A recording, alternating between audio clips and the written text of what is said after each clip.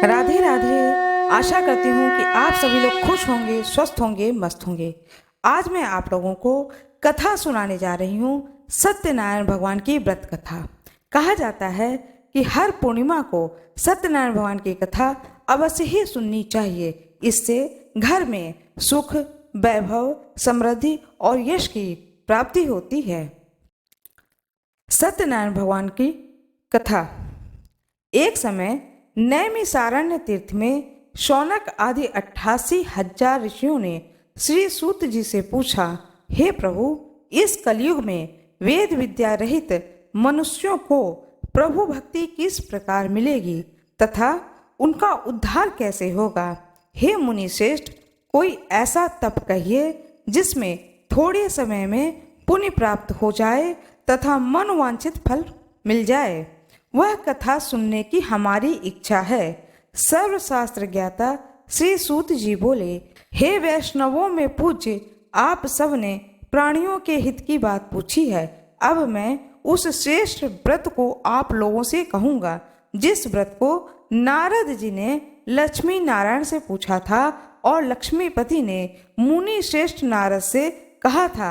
सो ध्यान से सुनो। पहला अध्याय। एक समय योगी राज नारद जी दूसरों के हित की इच्छा से अनेक लोकों में घूमते हुए मृत्यु लोक में आ पहुँचे। यहाँ अनेक योनियों में जन्मे हुए प्रायः सभी मनुष्यों को अपने कर्मों द्वारा अनेक दुखों से पीड़ित देख करके सोचा कि किस यत्न के करने से निश्चय ही दुखों का नाश हो सकेगा। ऐसा मन में विचार करके विष्णु लोक को गए। वहाँ श्वेत वर्ण और 4 भुजाओं वाले देवों के इस नारायण को, जिनके हाथों में शंख, चक्र, गदा और पद्म थे तथा वरमाला पहने हुए थे, देख करके स्तुति करने लगे। हे भगवान, आप अत्यंत शक्ति से संपन्न हैं। मन तथा वाणी भी आपको नहीं पा सकती है। आपका आदि, मध्य और अंत नहीं है। निर्गुण स्वरूप के कारण भक्तों के दुखों को नष्ट करने वाले हो।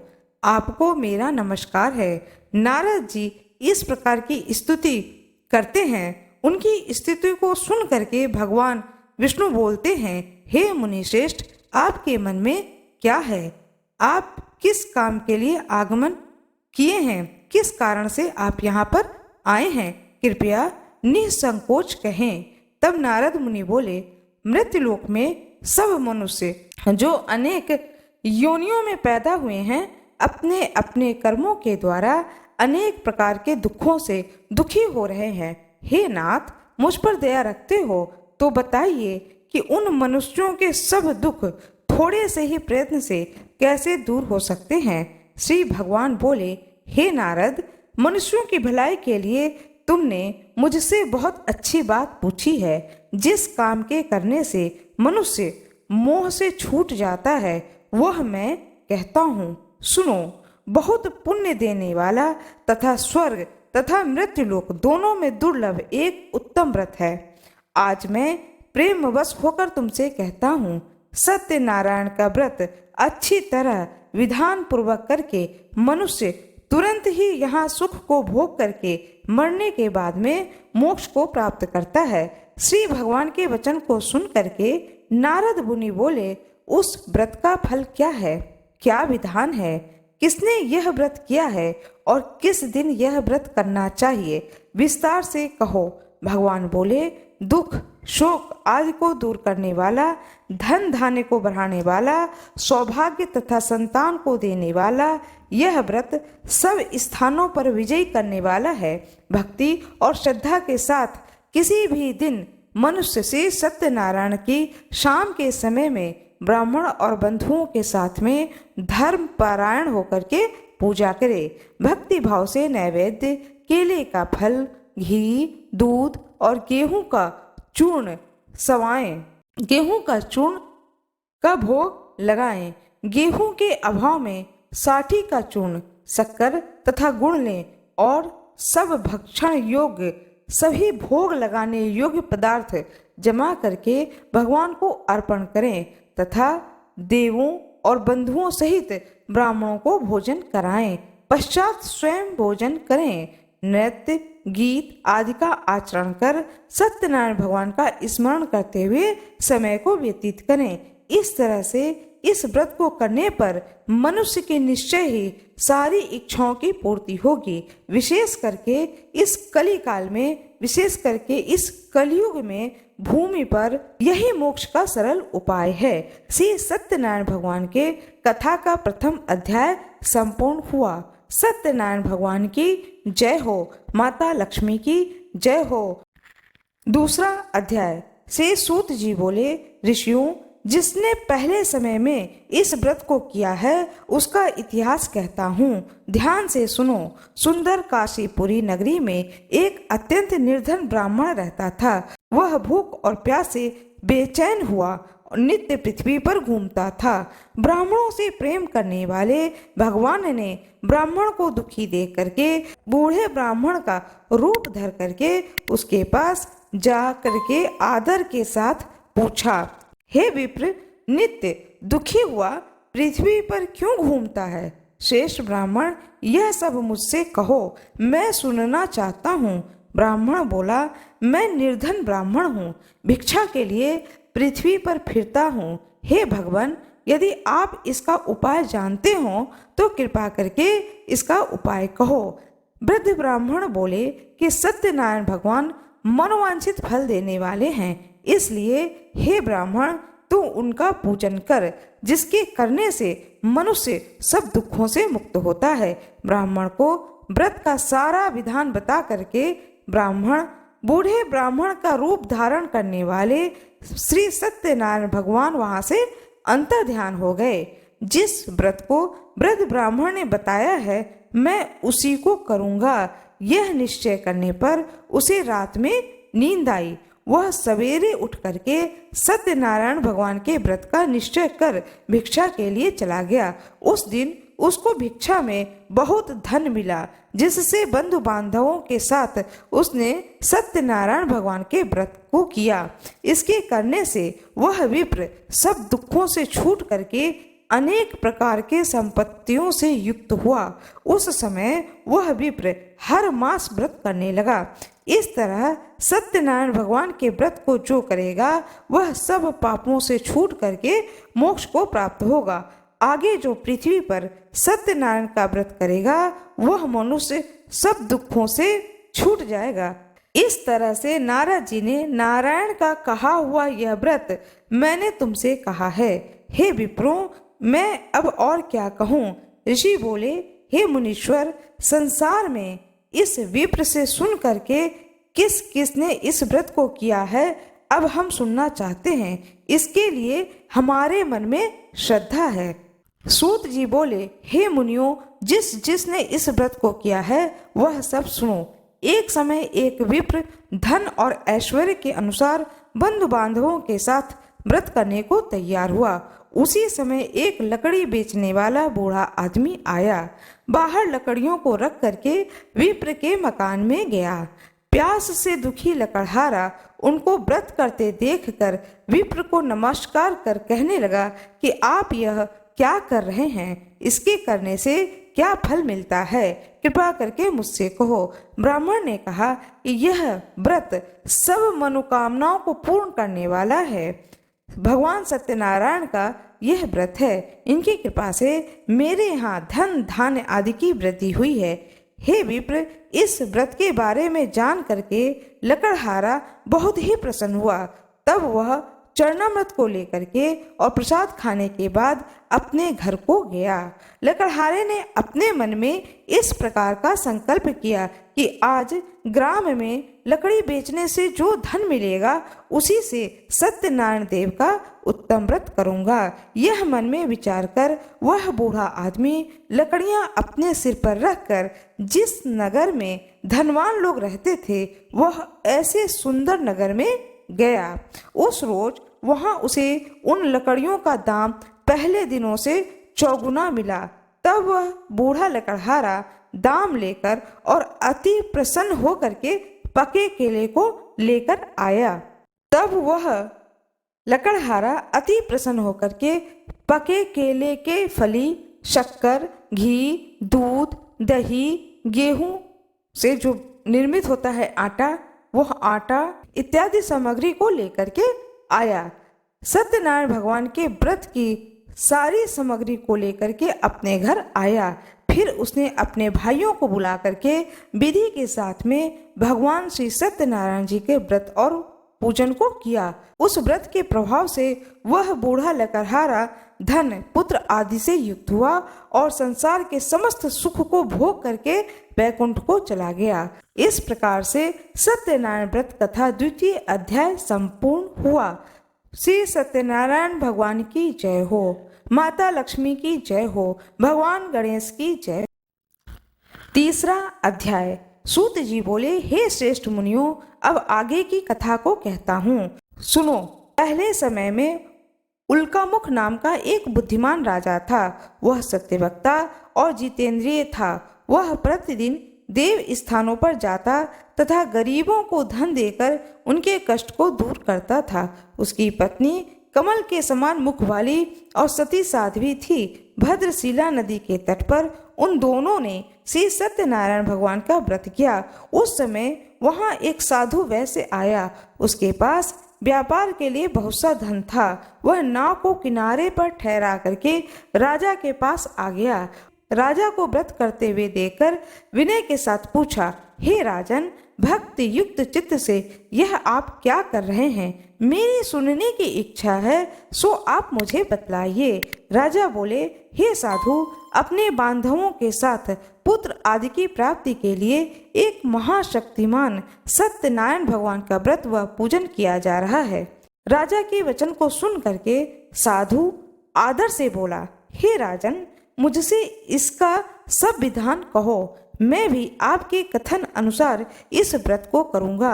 मेरे भी कोई संतान नहीं है, इससे निश्चय ही होगी। राजा ने सब विधान बता दिया।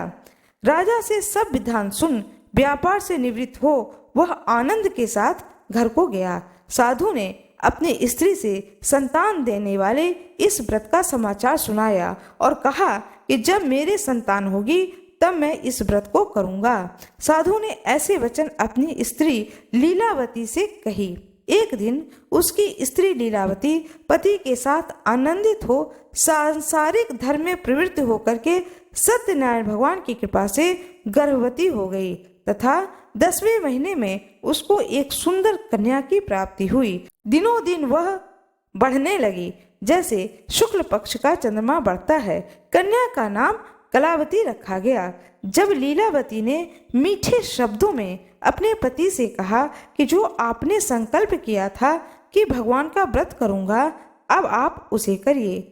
साधु जी बोले, हे प्रिय, इसके विवाह पर करूंगा। इस प्रकार अपनी पत्नी को आश्वासन दे करके वह नगर को गए।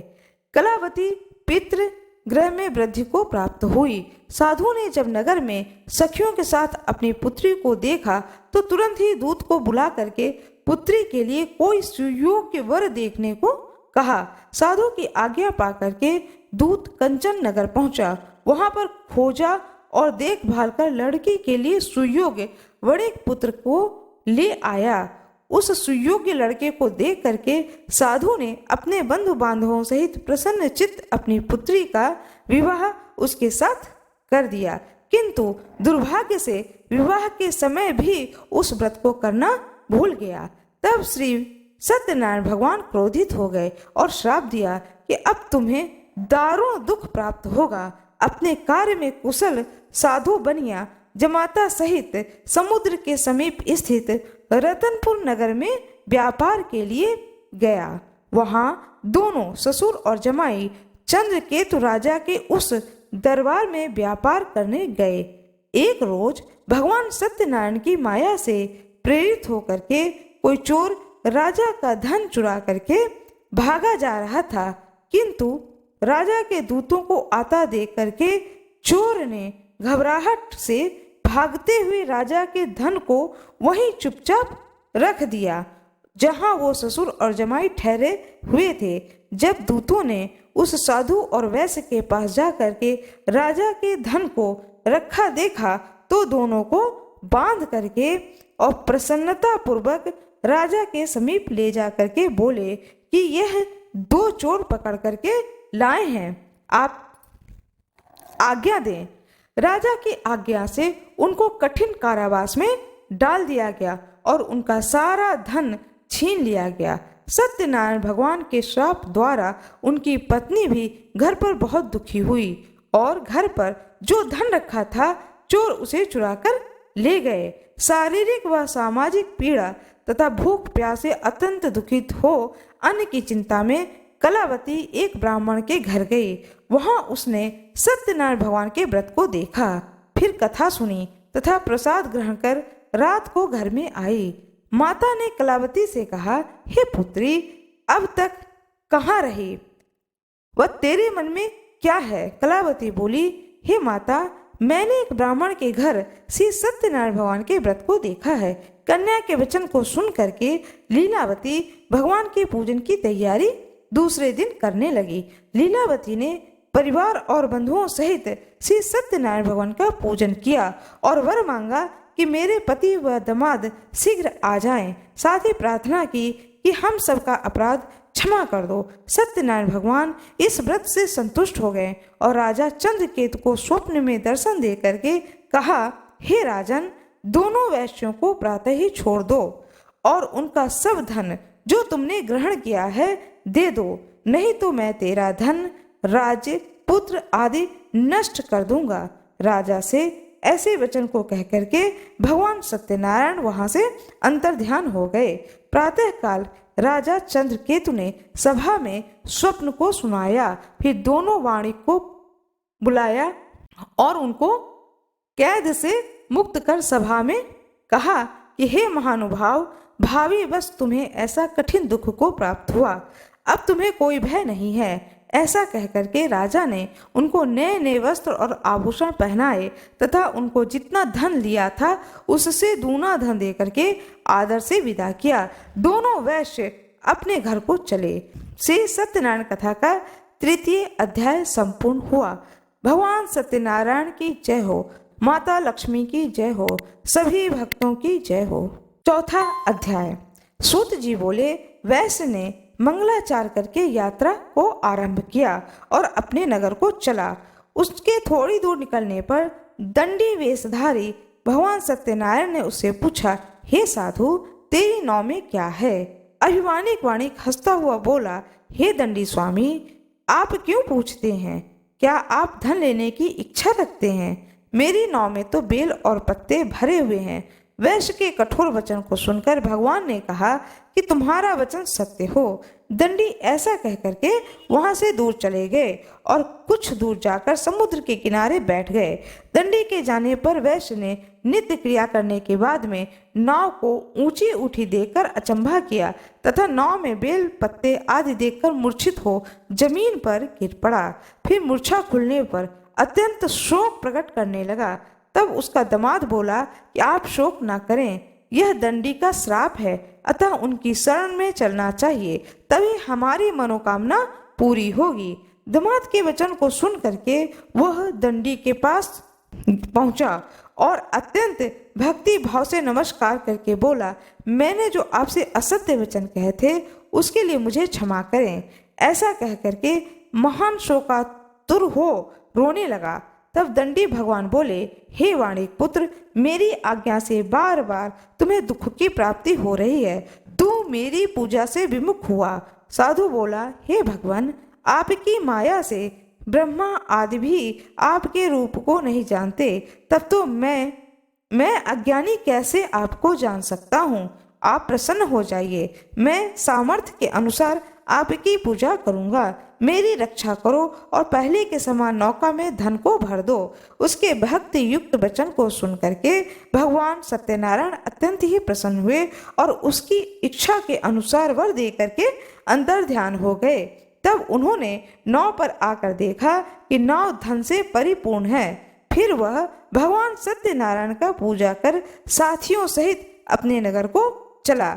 जब अपने नगर के निकट पहुंचा तब दूत को घर भेजा। दूत ने साधु के घर आने की सूचना उसकी स्त्री को नमस्कार करके दी और बोला कि साधु अपने दामाद सहित इस नगर के समीप आ गए हैं।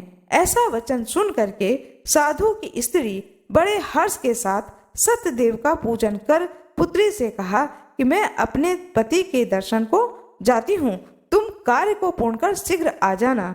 माता के ऐसे वचन को सुन करके कलावती प्रसाद छोड़ करके पति के दर्शन के लिए वह भी वहां पर पहुंच गई। प्रसाद की अवज्ञा के कारण सत्यनारायण भगवान उससे रुष्ट हो गए। उनके पति को नाव सहित पानी में डुबो दिया।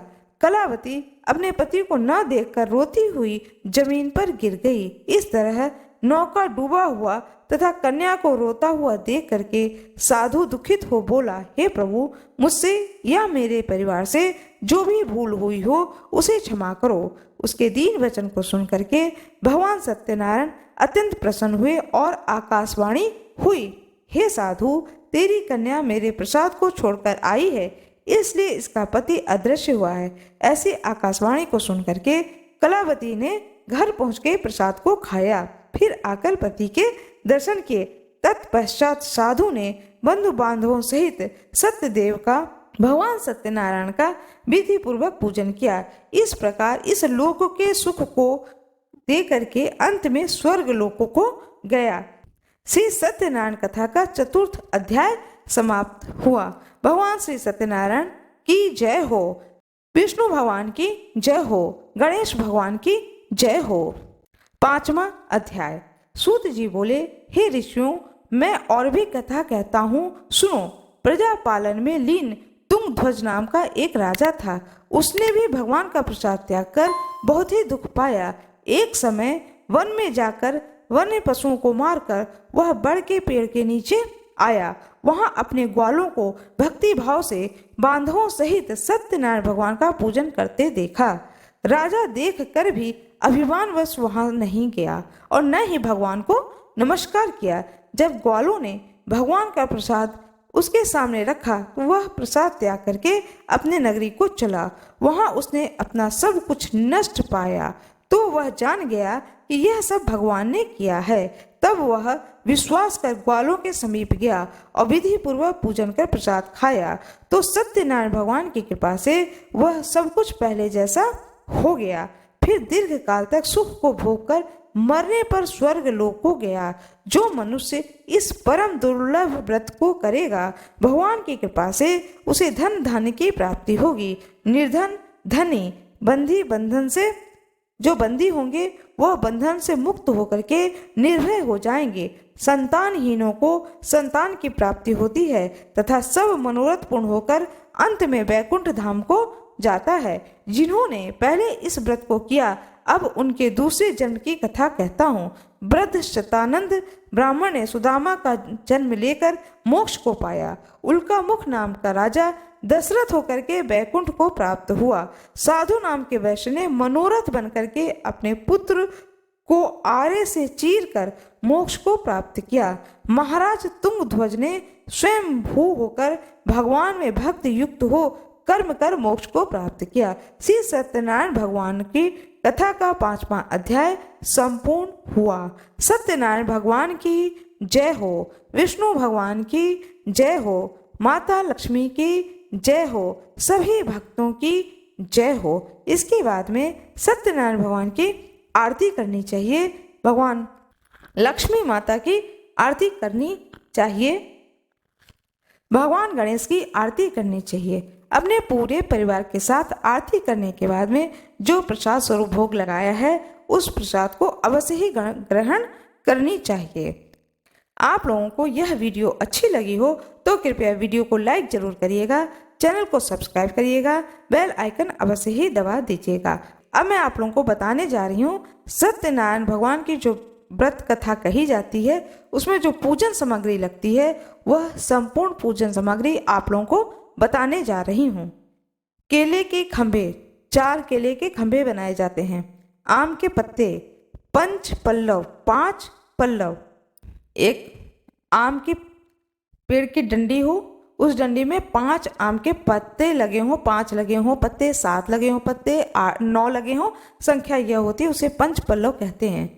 भगवान की प्रतिमा, कलश, यज्ञोपवीत, पंचरत्न, वस्त्र, चावल, कपूर, अबीर, गुलाब के फूल, धूप, दीप, पुष्पों की माला, तुलसी दल, श्रीफल, पान, ऋतुफल, पंचामृत बना के रखना चाहिए।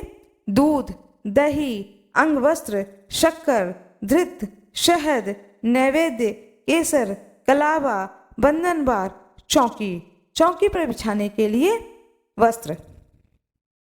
पूजन विधि।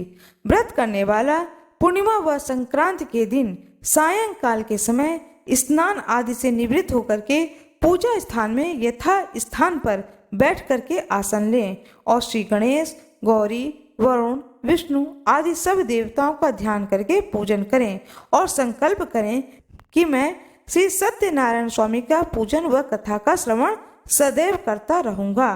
हाथ में पुष्प लेकर के भगवान श्री सत्यनारायण का ध्यान करना चाहिए। एक पाटा लें, उस पर पीला वस्त्र को बिछाएं। पीले वस्त्र को बिछा करके उसके चारों ओर जो केले के खंभे हैं वह खंभे लगाए जाते हैं। ऊपर से जो केले के पत्ते होते हैं उससे ढक दिया जाता है, मंडप जैसा बना दिया जाता है। आम के पल्लव को चारों ओर लगा दिया जाता है। जो पंच पल्लव होते हैं उसे कलश में एक कलश बनाया जाता है। एक कलश बनाया जाता है जिसको कि कंठ पे मौली बांधते हैं। उसके अंदर गंगा जल भरते हैं, साथ में शुद्ध जल डालते हैं। उसके बाद में पंच पल्लव जो आम के 5 पत्तों वाले जो डंडी होती है उस डंडी को रखते हैं। उसके ऊपर एक कटोरी में चावल भर के रखते हैं। उसके ऊपर एक छोटे सा दीपक जलाया जाता है। ये कलश बनाकर इस तरह से रखें। भगवान का फोटो रखें, लड्डू गोपाल रखें, ठाकुर जी को रखें, साथ में गणेश जी की एक मूर्ति फोटो जो हो आपके पास में उसे भी रखना चाहिए। फिर भगवान को वस्त्र पहनाए, जल छिड़कें, पोंछ दें अच्छे से। फिर उन्हें वस्त्र पहनाएं, यज्ञोपवीत पहनाएं, चावल चढ़ाएं, फूल चढ़ाएं, माला चढ़ाएं फूल का। पूरे उस पर जो चौकी आपने बिछाई है सब भगवानों का श्रृंगार करना चाहिए फूलों से। बहुत जगह जो ब्राह्मण से कराया जाता है तो वहाँ पर नवग्रह बनाए जाते हैं। इसके बाद में पंचामृत बनाना चाहिए। पंचामृत में दूध, दही, घी, शक्कर, शहद ये 5 चीज़ें मिला ली जाती हैं और उसी में ठाकुर जी को नहलाया जाता है। फिर उन्हें शुद्ध जल से नहलाया जाता है तो यह पंचामृत से चरणामृत बन जाता है। और ठाकुर जी को उठा करके जिस बर्तन में ठाकुर जी को जमीन में नहीं रखते हैं, एक पात्र में रखते हैं, उसी पात्र में वापस रख दिया जाता है। इस तरह से पंचामृत बन जाता है। फिर नैवेद्य में केला, ऋतुफल में सेब, संतरा, यथाशक्ति जितने भी फल आप चढ़ा सकें उन सारे फलों को भोग स्वरूप चढ़ाएं। पंजीरी अवश्य ही बनाई जाती है। पंजीरी यह होता है कि जो आटा होता है, गेहूं का जो आटा होता है, उसे घी में डाल करके अच्छे से भून लिया जाता है। फिर उसमें शक्कर मिलाया जाता है और उसमें तुलसी दल डाला जाता है। इसे कहते हैं पंजीरी। इस पंजीरी का भोग अवश्य ही लगाना चाहिए सत्यनारायण भगवान की कथा में। सत्यनारायण के भगवान की कथा में पंजीरी चरणामृत का विशेष महत्व माना गया है। बहुत ही आवश्यक जिसको कहते हैं होता है, इसलिए इसको जरूर ही रखना चाहिए। और इस प्रकार से पूजा करने के बाद में अपने कथा को स्वयं सुने या किसी ब्राह्मण को आपने बुलाया है तो ब्राह्मण देवता तो सारा नियम विधि जानते हैं, तो बड़े ही विधि विधान से इस कथा को कर देंगे। ये जो कथा मैंने आप लोगों को सुनाई है उस कथा को भी आप श्रवण कर सकते हैं। इस प्रकार से पूजन करना चाहिए। बहुत लोग जो कि पूजन नहीं कर पाते हैं तो कोई बात नहीं है, वह हृदय में अपना हाथ जोड़ करके हृदय से सत्यनारायण भगवान को प्रणाम करके केवल इस कथा को भी सुन सकते हैं। उससे भी पुण्य फल की प्राप्ति होती है। पूर्णिमा तिथि पर या कोई संक्रांति पर जाए उस तिथि पर इस सत्यनारायण भगवान की कथा को अवश्य ही सुननी चाहिए। आशा करती हूँ कि आप लोगों को यह वीडियो अच्छी लगी होगी, आप लोगों को यह जानकारी अच्छी लगी होगी। तो कृपया वीडियो को लाइक जरूर कर दीजिएगा, क्योंकि लाइक करने में आपका कोई नुकसान नहीं है। चैनल को सब्सक्राइब कर दीजिएगा, बेल आइकन बगल में ही है उसे जरूर ही दबा दीजिएगा। आप सभी लोगों का बहुत बहुत धन्यवाद।